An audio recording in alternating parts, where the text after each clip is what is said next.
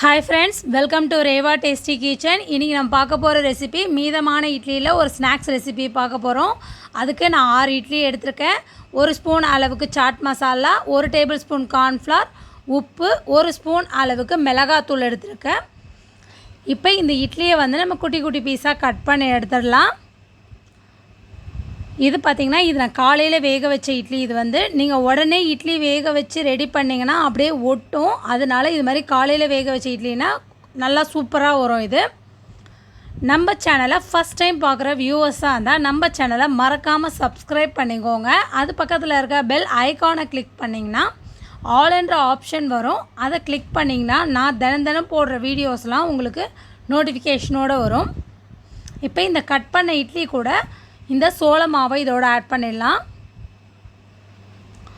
இது நல்லா கோட்டிங் ஆகணும். எல்லா இட்லியிலையும் நல்லா ஸ்ப்ரெட் ஆகிற மாதிரி நல்லா மிக்ஸ் பண்ணி விட்டுறோம். எந்த அளவுக்கு நம்ம அந்த இட்லி மேலே இந்த கார்ன்ஃப்ளவர் நல்லா ஸ்ப்ரெட் ஆகுதோ அந்த அளவுக்கு நல்லா கிறிஸ்பியாக இருக்கும் இட்லி இது. இப்போ இது ரெடி ஆகிடுச்சு. இப்போ நான் அடுப்பில் வந்து கடாயில் எண்ணெய் நல்லா ஹீட் பண்ணியிருக்கேன். இப்போ இதில் ஒவ்வொன்றா போட்டுடலாம். இதில் மொத்தமாக அள்ளி போட்டிங்கன்னா அப்படியே ஒட்டிட்டோம். ஒவ்வொன்றா போட்டுக்கோங்க.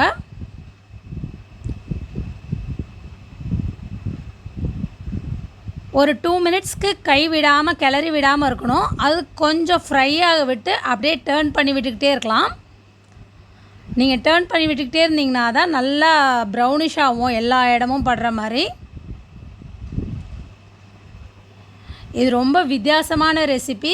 ஈவினிங் டைமில் என்ன ஸ்நாக்ஸ் செய்கிறதுன்ற யோசிக்கிற டைமில் இது சட்டுன்னு செஞ்சு முடிச்சிடலாம். இப்போ வந்து இது நல்லா ப்ரௌன் கலர் ஆகிடுச்சு. இதை நான் ஒரு பிளேட்டில் சர்வ் பண்ணிடுறேன்.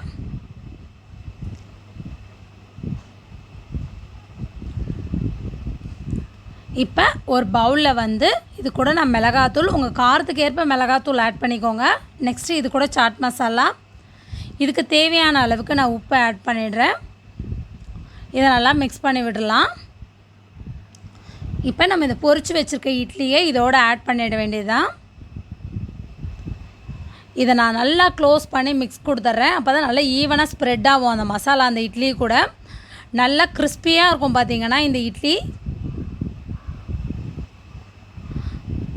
அவ்வளோதான், ரெடி ஆகிடுச்சு பாருங்கள். இது நல்லா சூடாக சர்வ் பண்ணுறப்ப அட்டகாசமாக இருக்கும் இந்த இட்லி ஃப்ரை.